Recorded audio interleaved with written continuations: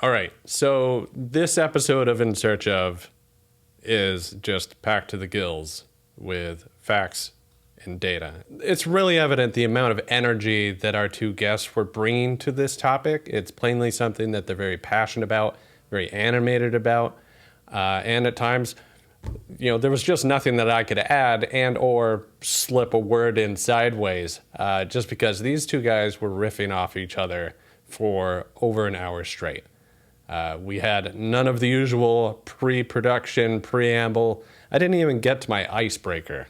That's how ready these guys were to get right into the topic at hand, which is data, understanding what's going on, understanding what the shiny things are, and getting back to the fundamentals that, while not sexy, are what actually work and protect your bottom line. So without further ado, I hope you enjoy this one. I know that I did. I think there's a ton of takeaways from it.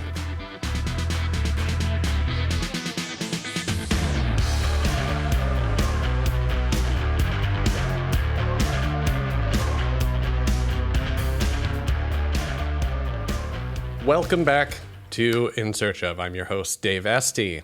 Every month, you get a report saying that things are great, lots of green check marks, perhaps a graph that goes up and to the right. But how do you know which metrics are actually working for you and which are a metric trap? Today, to help us sort through this, we have Zach Billings from Wikimotive. Thanks for having me, Dave. And from NADA, we have Jim Dodd. Glad to be here. Jim, what are the things that dealers should actually be looking at for their data to actually know whether things are going well or not, versus you got a vendor that's sending over a report and it's all green check marks and graphs that go up and to the right, but you're not seeing any difference on your sales floor? Is it a reporting problem? Is it a data problem? Are you lost in the weeds? Like, how do we help a dealership actually figure it out? Well, yeah, in some cases, it's not the vendor and it's not the advertising, it's the dealership. Yep, for sure. I broke it down for our consultants into three buckets, basically three funnels. And so you've got your top funnel where all your efforts digitally in marketing and SEO and everything else are feeding traffic to the website. That's that top funnel. And the engagement on that website then trickles down and out as a conversion, either a key event or a call or walk-in. And then it goes into the next funnel, which is your people in process, right? So when you measure how much traffic is coming in the top funnel and how much is coming out as leads, then you can see the effectiveness of your marketing, right? And your website performance. But if you sat there and said, if I take sessions to sales, you'll miss the middle part. You'll miss the big part, which is the conversions of leads to sales. And that's where a lot of that stuff just, it's like having holes in the funnel. Sure. Zach, you've probably seen that, haven't you? Right? For that's my life right there. And again, dealers love to go back and blame marketing. But the reality is marketing's job is to give you the up, not the sale. I feel like that mismatch is what leads to bad decision making, right? Well, yeah, you see it on the SEO side, right? Because when you look at dealers don't have this long-term vision. They're very short-sighted in the fact that every 30 days we start over. Yep. So they look at the short game more than they look at the long game. And by doing that, they miss all of the opportunities to build a good website that gives the customer a good experience, that has great content, great technical SEO that will attract future consumers. They miss that. They supplement it with a lot of paid advertising because they're lacking in the other. And it's almost like adrenaline shot after adrenaline shot. The problem is that shot wears off quickly, right? And we try to talk to dealers about this a lot, and that is when you're looking at this, you can't just keep paying for that quick shot of adrenaline. At some point in time, you'll either you'll either exhaust all the ability to do that, or you become so reliant on it that you'll hide other areas of either problematic strategies, problematic processes, people, whatever. You start to cover some of the real problems that you have and just keep getting more and more and more traffic, right? And that kind of goes back to the funnels. If you look at, I've got all this traffic coming in and it's not converting to a lead or a key event, then one, do I have the wrong traffic? Did I reach the wrong audience? Two, do I provide a poor experience online to where they won't fall down through the funnel and come out as a lead? They don't have a good experience, so why would they do business with me? Right? So I've got to look at, traffic that way. With all this, and now we're seeing, I mean, we were just all at the NADA show in Las Vegas, and seeing the number of booths that had AI stapled to the side. Are dealers now starting to try to pivot to, like, what's that next new adrenaline shot? What's going to be the thing that fixes me? And how is AI being leveraged to try to fix, like, CRM issues or just sales floor issues? Always. It's in the DNA. Always looking for an edge. How can I gain the upper hand with either some new tool, some new process? We do this in 20 groups all the time. What am I missing that I can gain an edge on? And AI is the same thing. And it was real enlightening when we were at MRC in November. And Zach gets up there. Zach, we had a great conversation over this and really mapped out how AI's impact on search is happening. And I found it, we go in with this preconceived notion that AI is going to change the face of search, and we better be shifting now to meet that demand. In reality, it's way out. It's way, way out. And the uses of AI by consumers are totally different than the uses of search. So when you compound those together, dealers are going to be looking at this saying, okay, I better be really adapted to AI quickly because that's where everything's going. And I'm going to just push aside all of those other efforts that I was doing, such as SEO and such as paid search, and I'm going to focus over here. Well, the reality is you're leaving the real ball field to go to a park. Well said. Yeah, I have a dealer who just this morning we were talking about a report they got from their OEM, and they had given them a grading sheet, like a rubric on, as many of the OEMs do, on how they're doing with their AI optimization and what they should be doing. And the recommendations were all write comparison pages and, against other brands, for instance, which is tier one's job to capture that opportunity, right? And to show up properly in AI for that kind of a search, that's tier one's job to cover that. And they're trying to prescribe this down to the dealer. And the dealer, if they act on this advice, is going to waste money trying to chase a search that doesn't produce clicks in the research layer of what people are doing inside of AI and LLMs. And so it's not only a misunderstanding of where the opportunity is, but then bad advice for dealers, where we're going to be kind of chasing this opportunity that's never going to materialize, at least not in that medium. Yeah. And they'll be competing against the OEMs at that tier 3 level, right? So when you think about that, now you're spending all this money to compete at a level that you really don't belong in. And it's high funnel, and the consumer, you're wanting them to go and gather information there, use that AI to get a sense of what vehicle they should be looking at to buy, and then go to search where you're at and be able to find them in their local market, right? And I think you said it again back at MRC in your presentation, which I thought was really insightful, is building for AI visibility is a lot of SEO and technical SEO. So you can't abandon it. And it's a better thing for you, because now you're building in conjunction with AI as it builds in popularity, but now you're also dominating on the SEO side. It's like a win-win, right? Yep, And absolutely. the technical side with the schemas and with the way your website pages are set up are all wins for SEO and AI. Correct. So Yep. it doesn't seem to me like it's a real difficult thing. It's just I think dealers like to segment things. They like to put it in a bucket and say, well, AI is AI and it has nothing to do with search. Well, no, they're relevant. They're both combined. Absolutely. It's funny that you said that. So at DMSC this coming spring, the way I'm intending to present the topic is looking at the entire search ecosystem.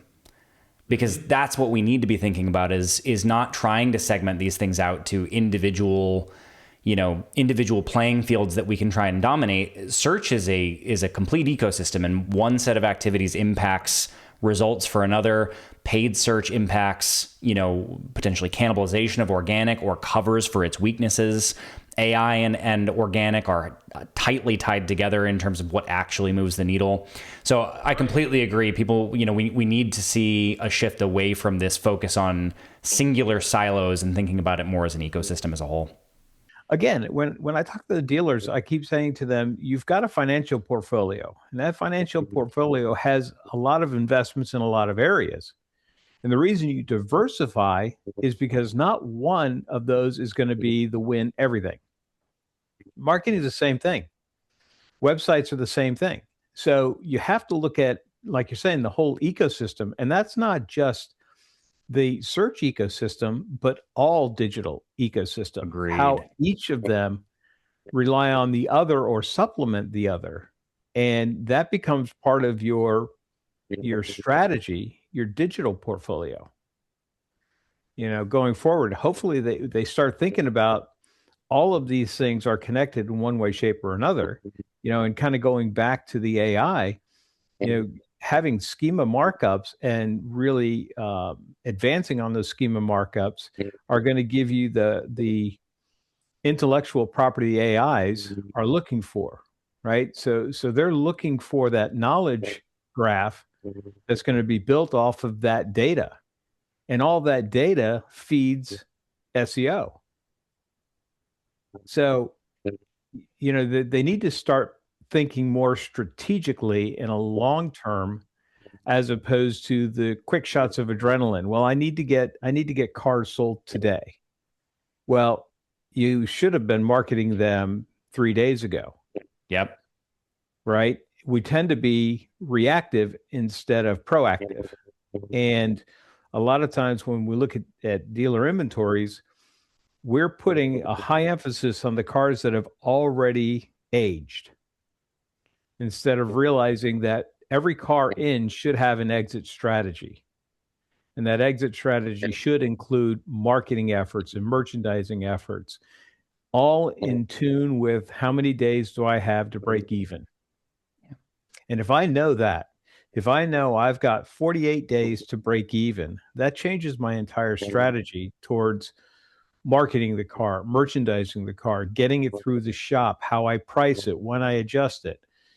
All those things come into play when you understand the volatility of the product, right? When you go to the grocery store and you go to the produce section, that has a shelf life. Cars have a shelf life, right? And you've got to get it before it hits that lot rot stage. You've got to reach that customer. You've got to make the connection so that consumer is engaged. And that kind of goes back to what we were talking about before, is how do you measure that engagement? Mm-hmm. Right? When you look at how the traffic is coming in, and I'm pulling a lot of it organically, that's great. I would expect that traffic to have higher engagement rates, higher conversion rates than those that I have paid for or possibly social. Right. Social, especially. The strategy. Yeah. Right. Especially display. I mean, yep. So when you look at that, then you start measuring, okay, and we talk about this in 20 groups. Isolate the department, isolate the source, look and measure the engagement and look and measure the conversions. So when you put those four elements together, if you just looked at, I'm going to look at used cars, I'm going to look at my organic traffic, I'm going to look at how many key events or how many leads I got. Now I can see, did I attract the right audience? Did they engage with my website, right? And then did they transfer over and convert to a lead? And now I can tell if my marketing or my SEO is doing what I expected it to do. That's the other thing that dealers neglect. Have a desired outcome before you start the campaign. And a context in mind, I'll add to that. So for instance, we can measure, everyone can measure factually what the larger market environment is doing. The conversation I mentioned from this morning with one of my dealers was predicated on the notion that in their market, things are down a little bit, but they're concerned about their position within that. And we have to remember, okay, so what is the market at large doing, and what does that mean our competitors are doing? Or what does it mean the ad space is doing? So in the social context, you get to the holiday season, which happens once a year, and it happens the same way every year. The ad space becomes very, very competitive because there's only so many eyeballs and everyone's trying to get a piece of that, not just in automotive, but you're competing with all industries because everyone's competing for the ad space. In paid search, a really tough reality to have to deal with is, and this is to your point, Jim, about measuring individual marketing silos, right? Make sure that you're looking at the medium carefully and measuring it within itself. If the market has contracted for your make in your market, right? And it's different in all areas of the country for all different makes. If the market is contracted, for instance, what commonly happens is the most aggressive dealers in the market ratchet up their paid search budgets, right? Because they're like, hey, the leads have gone down. We need to buy our way into more opportunity. That's that adrenaline shot you were talking about. And unfortunately, what that creates is a situation where everybody has to ratchet up their budgets to keep on competing for their piece of the pie. So the awkward situation that dealers end up in is the market has contracted, the opportunity is less, and it's a zero-sum game in search. Yet you have to spend more money just to break even, just to stay at the same point that you were at before. And that's directly inverse to what you want to be doing in that pinched moment, right? Where there's the pie got smaller, you feel like you want to spend less money, but you actually have to spend more money to break even. And this is where, to your point, I liked your investing analogy and diversification, right? This is also thinking about what different types of investment buckets are doing what for me, right? With paid search, be aware of what's the market doing? Is it contracting? Are my competitors spending more? Do I need to spend more right now to get that same amount of opportunity? That's just a truism. It's a reality you have to work with. Also, what are my long-term investments doing? Is my SEO building up, and is that doing what it's supposed to be doing based on those measures that you can look at to see, am I getting more conversions, especially relative to what the larger market is doing, because that signals increasing market share. And then what's going on in social, and measuring each of those independently and against the context that's available to everybody. Like, we all have this context. We just have to isolate, to your point, those different areas of marketing to make sure that we're thinking about them on their own merits.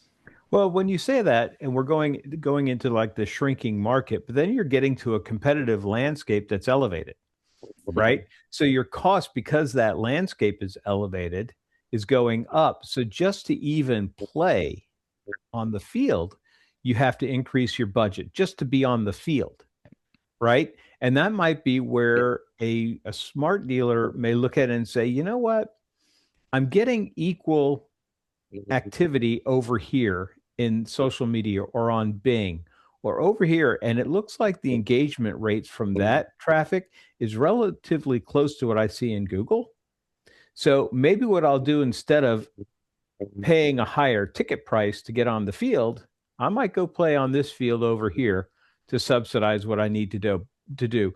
But here again, if I'm not playing the long game at the same time, if I'm not making that long-term investment, then I'm going to rely on that shot in the arm at the worst times. And the other thing you have to go back and look at is, if you look at that top funnel and you've got traffic coming in and it's engaging, and you're looking at the soft engagements, the photo view rates, the scroll rates, VDP page views, all those things are indications of intent. But the true intent is a click to call, click to chat, right? Or a form fill, or somebody walks in, right? So those are going to be my hard engagements. If I look and see that I'm getting that, but I'm not selling any more cars, then I have to stop looking at putting a shot in the arm and getting more traffic, because apparently it's not the amount of traffic, it's what I do with the traffic. That's now my concern. And that kind of goes back to when you start separating these forever, we've had one big funnel, right? It's volume in, sales out. And everything in between is just sort of like a hodgepodge. The reality we have to start looking at is we've got to separate those and judge marketing on its merit, judge marketing on what it can do. It can give us the up.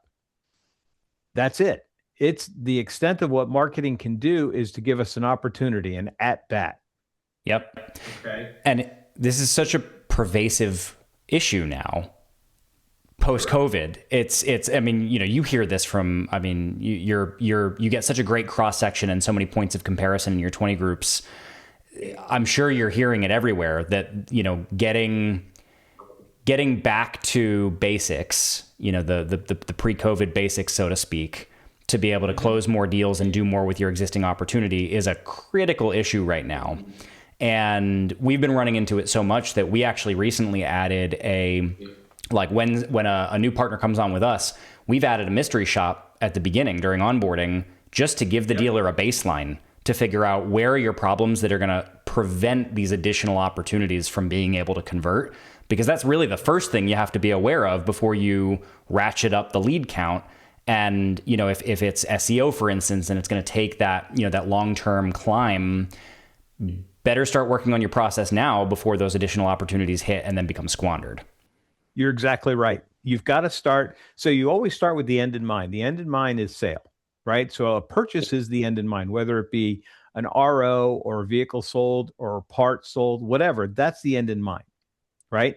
So then you work back from that. And when you work back from that, your people and process are the first thing you have to fix and make sure that those things are rock solid. And easily identifiable is your leads to sales ratio, right? So if I have, and I'll just kind of boil it down in these two buckets, right? So my people and process, if I have a 35-to-1 ratio, it takes 35 leads to sell a car. Okay. Well, now I know if I want to sell one more car, I need 35 more leads.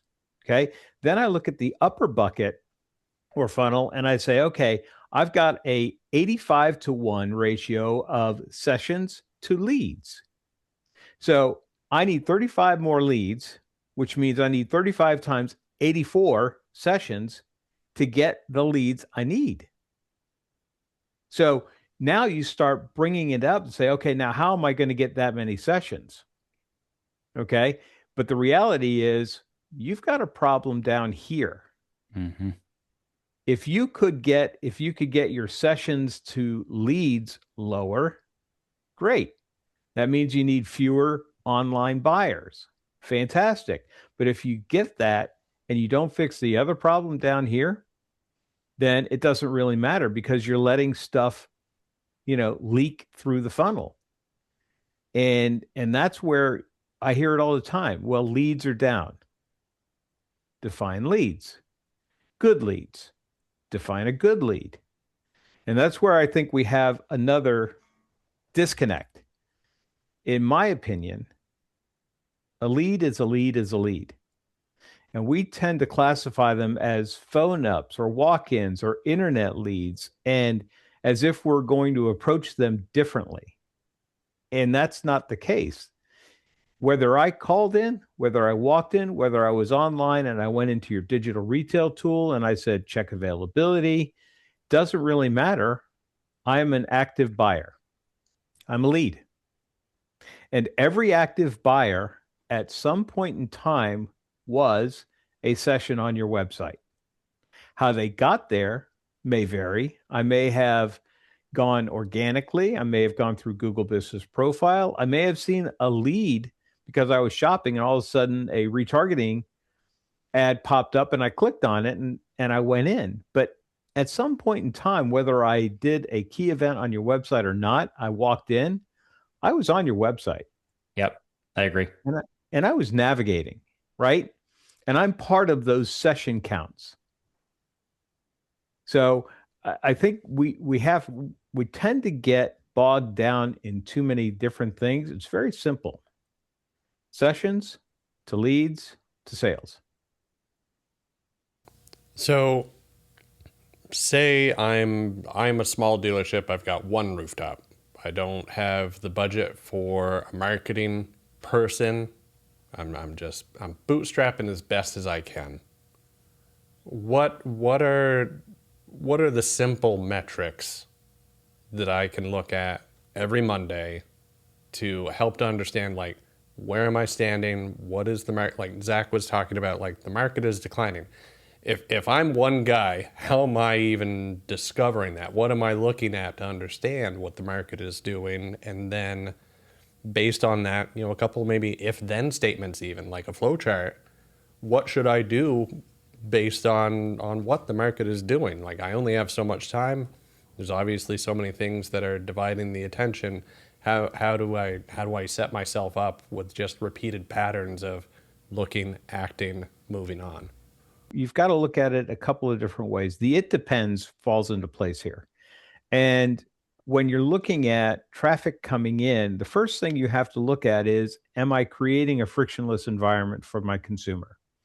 So the first point I'm going to be looking at is, what are some of the soft engagements that show me I have shopper intent? And that's going to be VDP views. It's going to be photo view rates. It's going to be scrolling rates, those types of things, versus non-engagement. So I'll be looking at the sessions, the engaged sessions, a true engaged session, not Google's way, because Google can be gamed very easily, right? But a true engaged session, and look at the activity that's happening, right? They're navigating from multiple pages. I would be looking at my advertising. Am I bringing them into the website on the right page? If I'm advertising a specific vehicle and bring them to the homepage or an SRP page, I'm creating friction, right? So I look at that first and foremost. Do I have that frictionless environment? Am I giving the customer what their expectations are? And then from there, do I have the output? Do I have the key events being done? So am I getting click-to-calls? Am I getting chat opportunities? Am I getting form fills? Are they going into my digital retail tool? That's what I'm looking for. And if I can create that frictionless environment, I expect to have leads. Okay. So if I can confirm I have a frictionless environment, I'm doing all the right things, then I've got the wrong audience. And I go back to the drawing board on my reach. Where am I getting my audience from? Right. Then I start looking at my traffic channels and saying, where am I pulling from for paid, social, organic? Where's that coming from? And maybe I need to go back to optimizing my Google business profile again. Maybe I need to start posting on social media again. So I kind of back into it sort of the same way. I'm working from the sale back, right? And I look at things like photo view rate. You start looking at that and you realize, well, I've got 0 photo view rate on an SRP page, but I've got 67% on a VDP. So the first thing I'm going to look at is, okay, are my photos even able to be scrolled through on the SRP page? And I'm going to look at it on both device types, desktop and mobile. And lo and behold, I find mobile does not allow you to scroll through. Yeah. It's a platform issue. Now you're getting to the crux of it. And I feel like the place to start, I have to jump in and it's been eating me alive since you asked, Dave, because you said weekly. And Jim's prescribing something that is completely accurate. And so many of those things, the dealer could get lost in the sauce if they're doing it on a weekly basis. But weekly, right there where Jim just was, is the thing to be doing every single week. Is go use your website, desktop and mobile, and figure out where things are not easy to do. And then the one other layer, whether you use your partner for this, if you've got a vendor partner who can help you with analytics, or whether you know your analytics, looking at the event data for your calls to action. So many dealers right now have, 5, 6, 7 calls to action on a VDP. And it is just indecision paralysis or decision paralysis. And it's so easy to go into analytics and just find out which ones are getting clicks. Remove the ones that are getting absolutely nothing, and then measure again in a week. First of all, remove the redundant ones. That absolutely start there. I'm seeing dealers with 2 value trade CTAs on 1 VDP, and it's like, oof, which one do I even click? Do they do the same thing? Do they do different things? And so using the website once a week and making, even if it's just 1 variable change a week, remove a CTA, measure again in a week, remove another CTA, measure again in a week, right. Limit your variables and measure those on a weekly basis. That's a great weekly activity for everybody to be doing. And that, to your point, Jim, is all the way backed out from the sale, right? Take the sale, go all the way back to the very beginning of that customer journey. Where are they? They're on the website. Let's start with that experience, and then let's measure all of the things that you're saying, Jim, as we look at those over hopefully longer time frames, even maybe longer than most dealers are comfortable with, because the 30-day reset button isn't helpful for long-term context building. We should definitely measure things on at least a monthly basis, but start to look at things on an even longer term basis as well. But start with that website experience.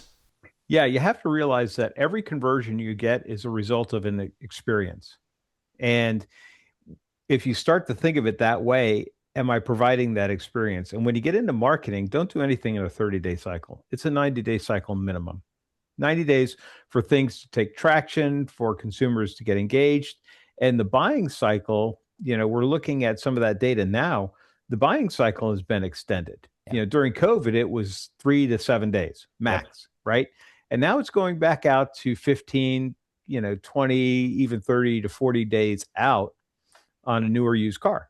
So you have to give it some time, but you got to go back to the metrics and start looking at, here's what it did, but with intent in mind, or your desired outcome in mind. If you're going to be doing a lot of social media and let's say you're just promoting the business, so you're doing a lot of branding advertising, what do you expect it to do?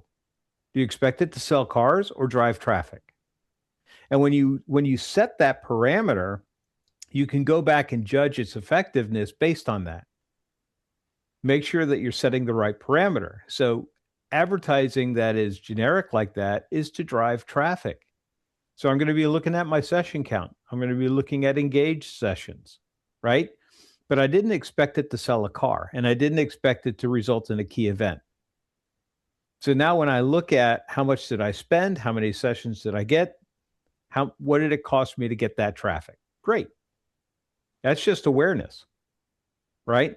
But if I'm doing an ad on a specific year, make, model, and I'm driving them to a VDP, my intention is to get a CTA or get a lead on that car. And I can measure against that. How much did it cost me to get that traffic? How many VDP page views did I have on that vehicle? How many leads did I have on that vehicle? Now I get a direct ROI to my expense. And to everyone listening, remember to measure that down to the source, because if you're doing vehicle listing ads, you should expect a high VDP count, because that better be where they're landing. Whereas if you're measuring organic, that's not where they're landing. And so you need to make sure you remember the context of the advertising medium that you're trying to hold accountable. Yeah. And that's kind of the way we looked at it when we designed our analytics for the 20 group. Yep. We looked at shopper type. So one of the things that Google Analytics doesn't really do is very easily allow you to compartmentalize the shopper type. So we're looking at expressions that are new car or used car related, right? So we're looking at the page types that are related to those departments. And now we can see the sessions that are coming in from all of those different sources for that department. And now we get a better sense of, I'm doing advertising to promote my used car department. How much traffic did my used car department get from that single source? How many key events did I get from that single source? What were my soft engagements? So when you narrow it down to that, you really get laser focused on what advertising is doing what you want it to do. And I think that's, again, we get too bogged down into generalizations of I need more leads. Well, that means I need to drive a lot of traffic. Well, traffic doesn't get you leads. Well, I need good traffic. Define it. Where are you going to get it? How are you going to determine that was good traffic versus the bad traffic? And what if you're already getting it and the problem is somewhere else in the process? And that's where your sessions to lead ratios come into play. If I've got 35 sessions to a lead and I've got 64 leads to a sale, my problem's down here in the lower funnel. Yep. So those are the things that we really focus on in analyzing. And again, I think advertising tends to get a bad rap because we're being made responsible for sales. But, some of that could be, warranted because we're spending our money in the wrong areas. Maybe we're doing a lot of display and expecting it to sell cars, and you don't have the click-through rates and the engagement's not there. So maybe you have to redefine what you're doing and why you're doing it. I'd love to boil that down to a way to solve a problem that everyone listening runs into. At some point during the year, every dealer, even the most aggressive ones that are hitting on all cylinders, at some point in the year, you end up in a situation where you're saying, I'm not selling enough cars right now. No one's ever selling enough cars, but there's always going to be a point where you're like, I just had a flop of a month. What is going on? Right. And my recommendation is you can't just go paint with a broad brush and say the marketing's not working. It may be a marketing problem. It may be a marketing problem. It may be a process problem. It may be a conversion rate problem on your website. But you have to go analyze for where can I find my problem and what variable can I find that changed. Let's say, you had a bad February compared to January. All right, compare the 2 months. What was the major thing that changed there? First of all, did you change something? Did you change a marketing medium that maybe you need to go pay attention to that? Okay, if we didn't change anything, then what metric changed?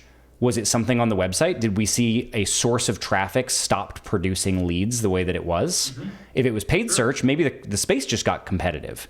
If it was social, maybe it was the ad space got competitive. If it was organic, maybe an algorithm change happened and we lost some ground.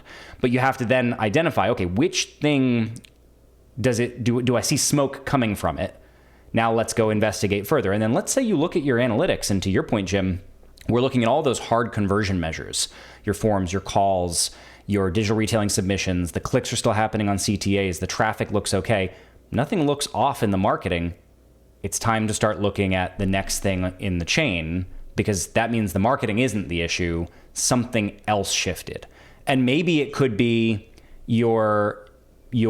all of your sources are showing a difference in their conversions. It could be something as simple as your inventory mix, incentives, right? Did something change in your pricing and you're not thinking about the fact that impacted all of your marketing universally? Anything that hits all of your marketing mediums at the same time is not a marketing problem. It's actually a website conversion oriented problem. And that could be your calls to action, but it could also be merchandising, pricing, inventory mix, a change in consumer positioning that your inventory hasn't reacted appropriately to. And then if you are getting all the conversions, then you have to start looking internally at that point. Again, we hate to use the term, but we love to use it. It depends. You have to look at all these different aspects that could impact consumer behavior online. If I'm searching for cars that you don't have, guess what? I'm not going to find you and I'm not going to go to you. If you've got cars that I'm not interested in, or they're priced in an area that I'm not interested in, I'm not going to visit you online. So you have to kind of look at, I don't care how much advertising you do, if you don't have the inventory that's desirable, you're not going to get the traffic. And if you aren't pricing appropriately or adjusting pricing appropriately, following the market, then you're going to lose eyeballs. So, all of these things are connected, and you can't just advertise your way out of a bad vehicle. And I think we try to do that. We seem to think, well, if I just put more money on advertising it, I'll find somebody.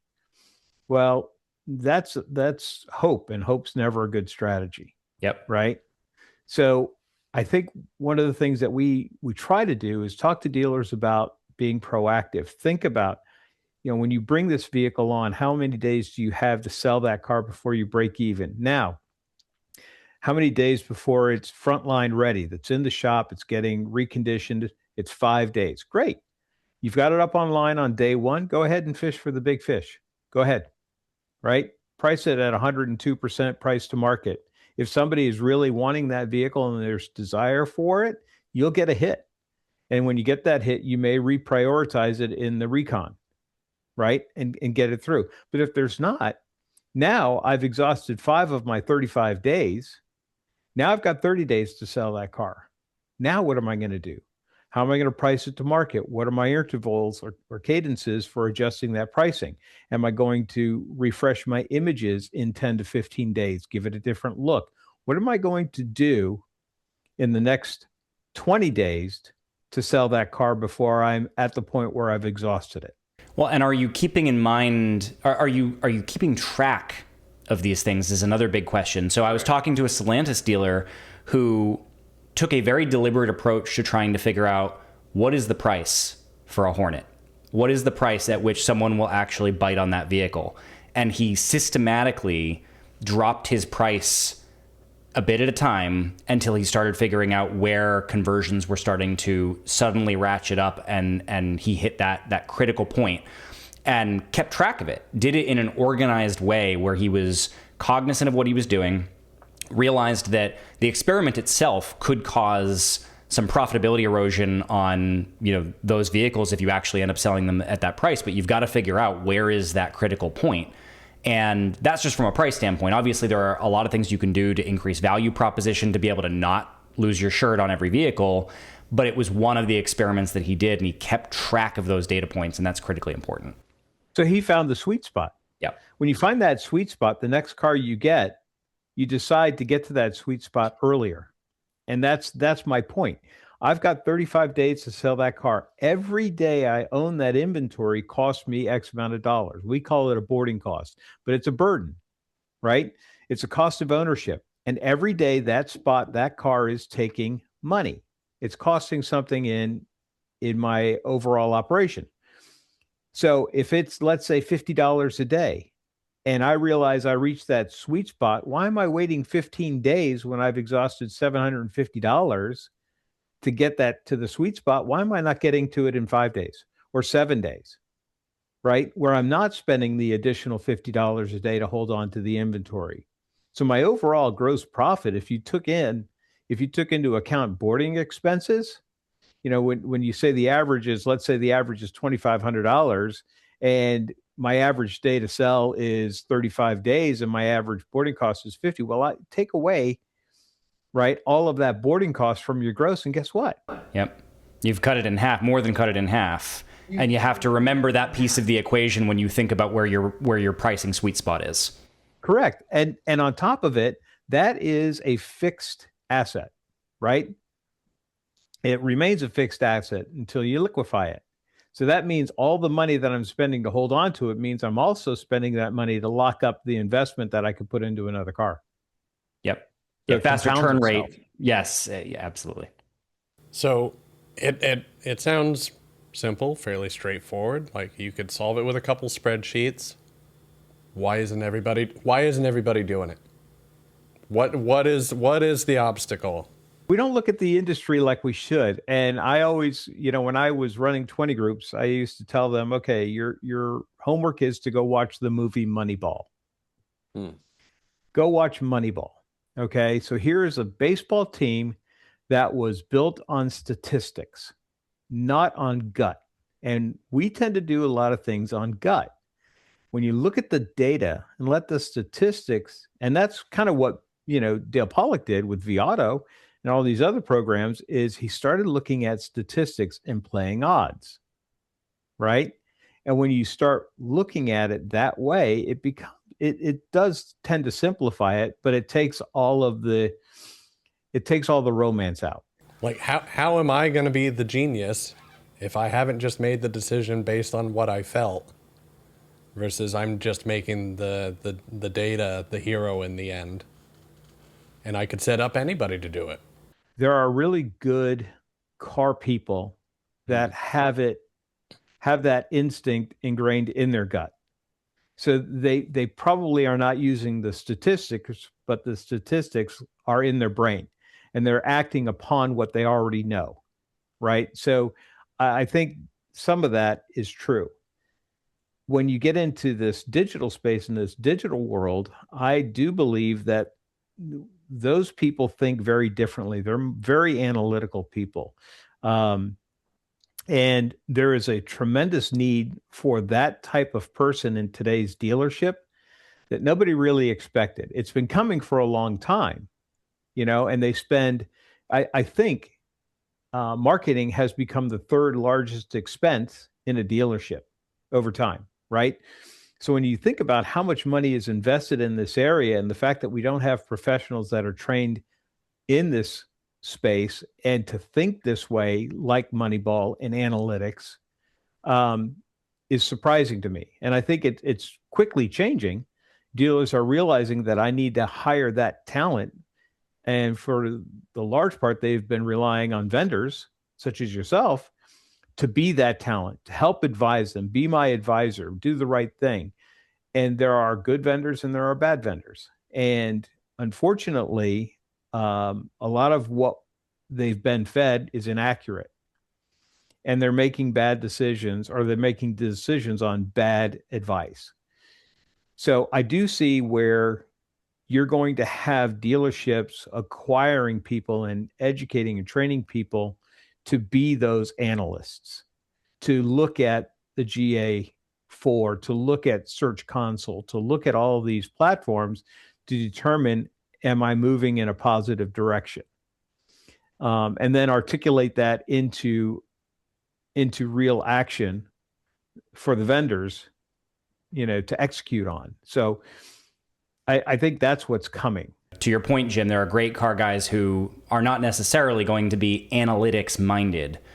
And if anyone finds themselves in those shoes, it's either hire somebody internally, if you've got the bandwidth, who knows what they're doing and can be your accountability person for making marketing decisions and looking at the digital side of things, or hire a fractional CMO, or if you have a vendor in your vendor ecosystem that can be that source of truth that you have the trust in and you have a reason to believe that they're steering you right, then it can be that person. But you either need a trusted vendor, a fractional CMO, or an internal marketing team member, or maybe multiple of them if you're a group. I think you need all three.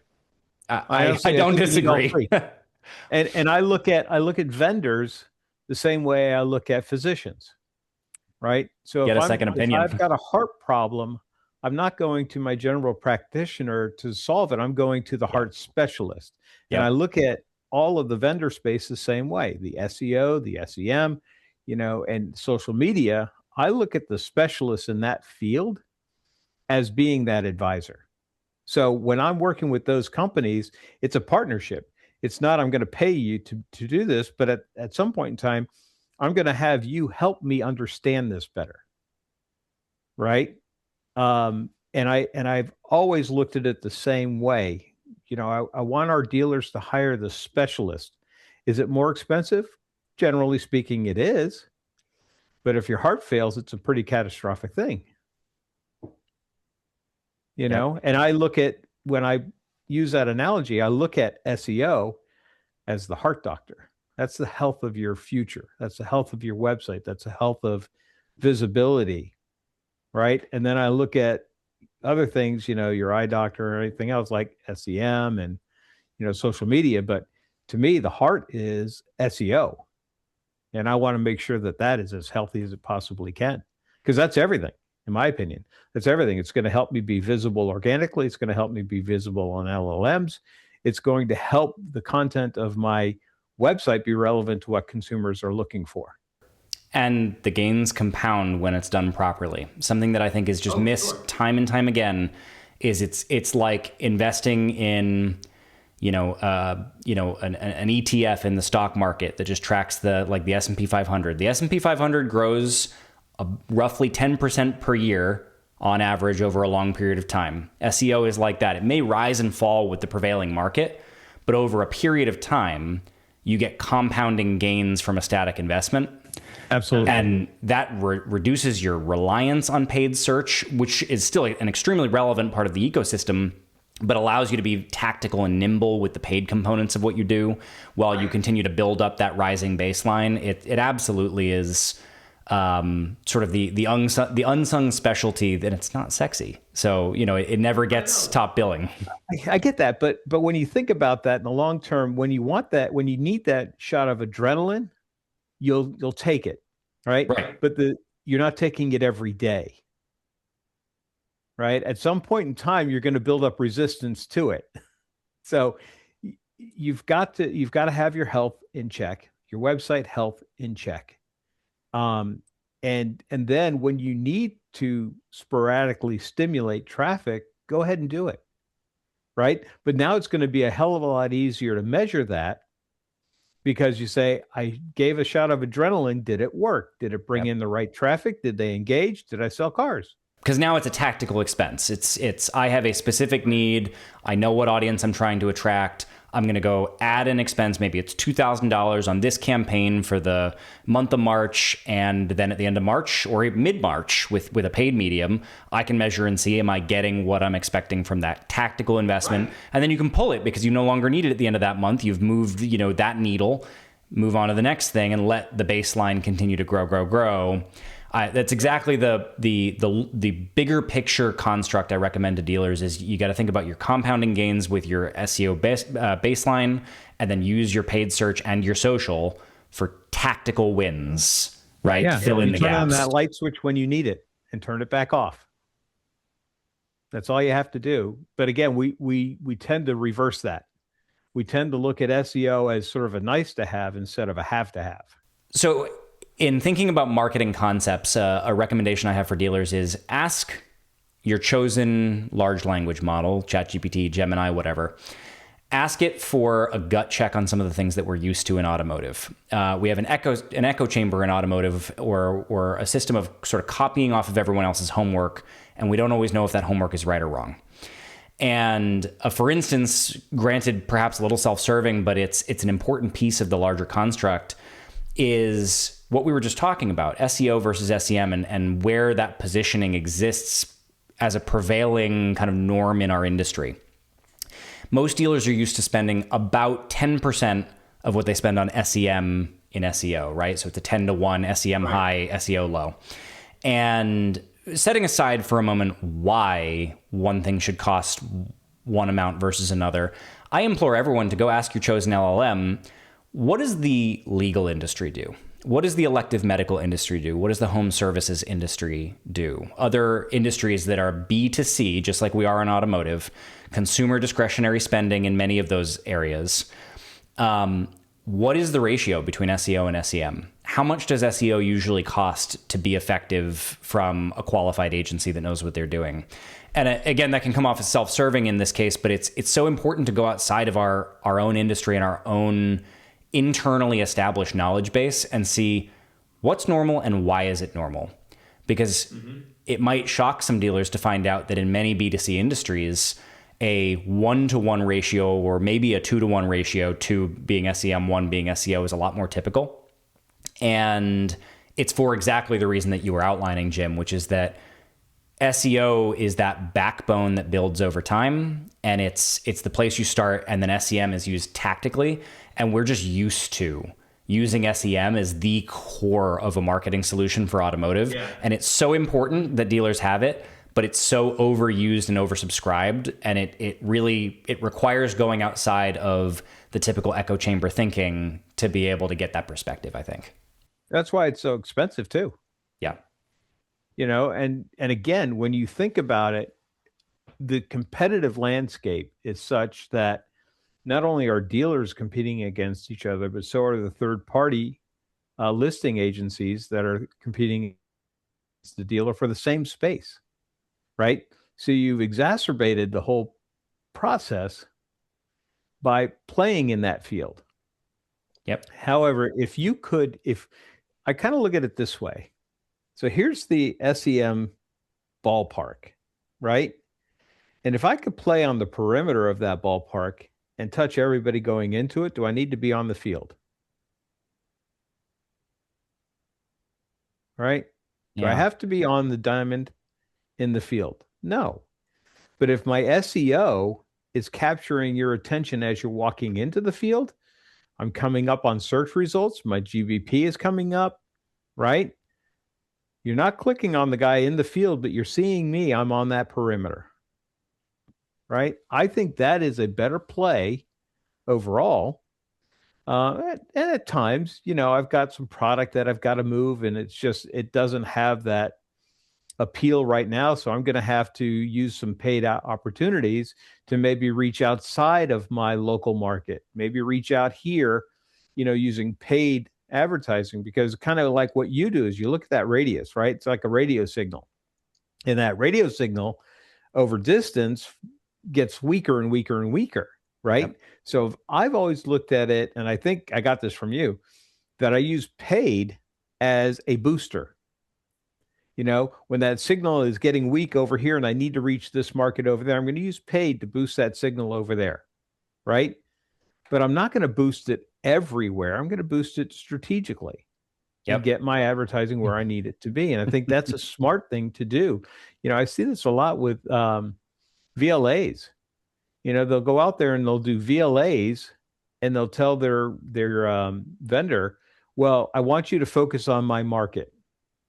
Okay. So they put an extra effort, or they geo-lock that market. They didn't exclude the other markets.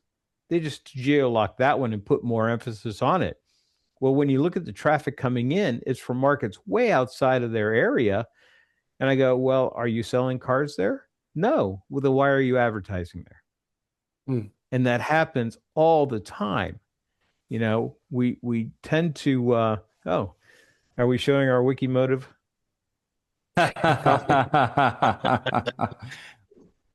Yep. Every day. Checks in the mail, Jim. I love that thing. Absolutely love that thing. I've got 2 of them. Blue's the latest color. So, there's so many facets of what dealers have to do today. My only concern is that we're kind of late to the game in having the right people to know how to analyze this data. And to me, that's critical. If dealers get to that point, they're going to be much more successful in spending the money in the right areas and getting the results they're looking for. But our job, your job, is to go out and educate. The more we can educate on, here's why you look at it this way, the better, I think the better armed our dealers are going to be into making good decisions with the vendors. So the overarching thing that I'm hearing here is, number one, mind your fundamentals. Remember what the basic things are. Make sure that you're doing them well. Check on things regularly. Don't have it be a thing that happens randomly. Have it be a part of your actual plan of behavior. That means weekly looking at your website, actually using it, trying to see how a consumer would navigate through it. Reduce the friction points wherever you can. Look at your analytics to see what your various channels are doing to determine where you're getting traction, where you're not getting traction. And make sure that when you've got leads that are coming in, that you have the right people and processes in place to actually act on them in a way that turns them into a sale. Yeah. And kind of going back to the weekly activities, make a game of it. We had a dealer in one of our 20 groups that had a form, and they would put on there what the objective is. I want you to go buy a used car, and I want you to use your mobile device, and I want you to be out in the lot when you do it using my Wi-Fi. Gave them the parameters and said, okay, now evaluate your experience. And wow, was it revealing of how difficult things were. We do this every once in a while. We'll get in front of the dealers and say, take your phones out. Okay. And I'm going to put a stopwatch on my phone. When I tell you go, why don't you go to your website and schedule a service appointment on your phone? Okay. Sure. I'll give you the ability to get to your website ahead of time. So you're all sitting on your homepage. All right. And then we hit go, and you would be shocked. When I hit 2 minutes, I say, all right, put your phone down because you lost your customer a minute ago. You bet. And sometimes it takes putting them into that friction point for them to go, oh. And then when you look back and you look at the composite, say, and you want to see why you don't have a high engagement on your mobile or on your scheduler, you just saw it. Now, it's not that you don't have one, it's that you have a bad one. Or a bad website leading up to it. Bad website, yeah. I mean, load speeds are a big thing we look at, right? And when you look at some of these load speeds on your service page and you go, oh no, it can't be that. Well, let's go test it out. And lo and behold, yeah, there it is. How does your customer feel? Right? So again, all conversions are a result of an experience, and the lack thereof goes both ways. Jim, give our listeners a homework assignment. What is one thing they can go in and check on their Google Analytics right now that'll tell them where they're losing money? I look at the channels that you're spending money in, and then determine the traffic you're getting from it. Do a cost per session on all the traffic sources, and you'll identify which one's costing you the most per session. And then look at any key events that you have associated with that traffic and do a cost per key event. And when you do that, you get a sense of my ultimate goal is to get a key event. So if it costs me $50 to get that, but I'm only spending $1.30 to get the session, is that a good thing versus the guy that's spending $2 to get the session and his key event is only $10? The thing I'll add to Jim's homework assignment is make sure whatever key events you're comparing or measuring, you feel good that those are the same over your measurement period and that they are fully representative of only your hard conversions, so that you're not creating false signals measuring VDP views or apples and oranges metrics. Well, Jim, thank you so much for joining us for this conversation. Thanks for having me. I appreciate it. Zach, thank you also, even though you keep showing up whether I invite you or not. Happy to be here. And to everybody listening, make sure that you like and follow us. We also have some really, really good back issues of the podcast with some guests who are equal to Jim's quality. A lot of really great insights being shared out there. And we look forward to seeing you next time. This has been In Search Of, a Real Conversations in Automotive podcast, hosted by Dave Estey and Zach Billings of Wikimotive. In Search Of is a Wicked Media production, with audio-visual engineering by Farrell McElravy, produced by Jason Cook.